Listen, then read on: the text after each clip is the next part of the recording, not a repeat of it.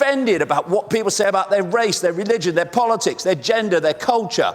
All these labels that we give ourselves that are not actually who we are, they're what we're experiencing. And yet, these labels are used to create offense and also the classic divide and rule.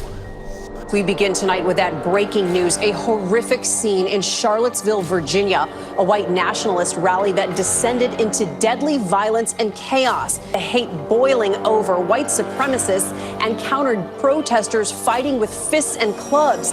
Confederate flags on full display, the governor declaring a state of emergency. Car just plowed through hundreds of people downtown Charlottesville.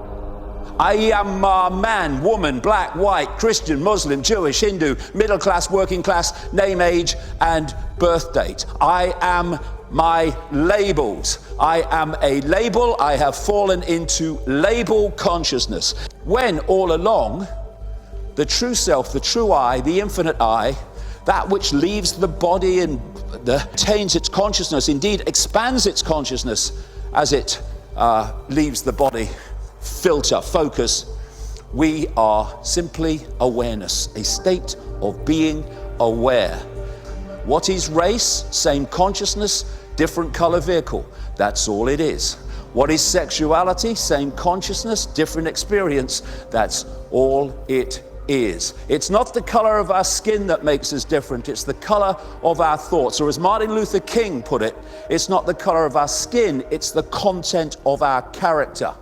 And we can become so focused on the 5 sense labels that we cease to be influenced by the vastness of consciousness beyond it. If we isolate ourselves, and this is what the system wants us to do, with self-identity only with the experiences, then we don't let our minds flow into the infinity beyond this reality and all that insight, knowledge, understanding, intuitive knowing that is kept from us. One of the great keys to human enslavement, individual and collective, is to sell the idea that your target population is free, the illusion of freedom, because people who believe they are free do not rebel about the fact that they're not. The key to it all, however, is slavery of the mind. This is a guy called Edward Bernays. He's still known today as the father of PR, what we would call now spin. He said, we are governed, our minds are molded, our tastes formed, our ideas suggested, largely by men we have never heard of. People are rarely aware of the real reasons which motivate their actions. He called it the invisible government. It's that which dictates perception. I call it the program. One big program. That's what human life is if we allow it to be, from cradle to grave. And I call this hoax, this program, the postage stamp consensus. This is what people are downloading all their lives if they allow it to happen. Get them early and keep them for life. It goes like this. You come out of the womb, well, immediately you are having your perceptions influenced by your parents. Not because they're bad people, not because they're doing it malevolently, but they've been through the process you're about to go through and they've bought it. They think it's the right thing to do to pass it on to you.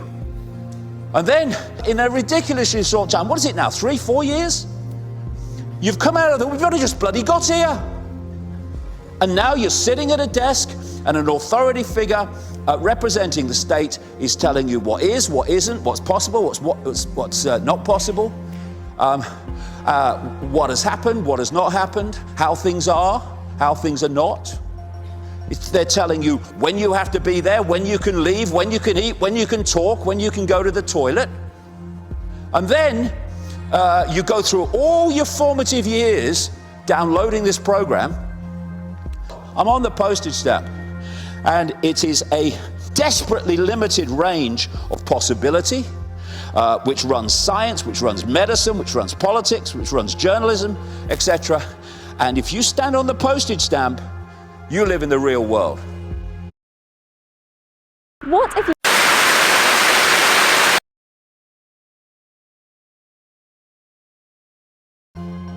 But you step off the postage stamp. Actually, I think there's more to know than just that, you know. You're mad, you're dangerous, you're all these things. Stop his meetings. Because the postage stamp consensus is what holds us in perceptual servitude all our lives if we allow it to. And what is the postage stamp consensus? Oh, hold on a minute, I'm getting something. Yeah, yes, bullshit. That's what it is. The fewer choices you have, the less freedom you have. And the way the system is structured, money dictates choice in the great overwhelming vastness of human society.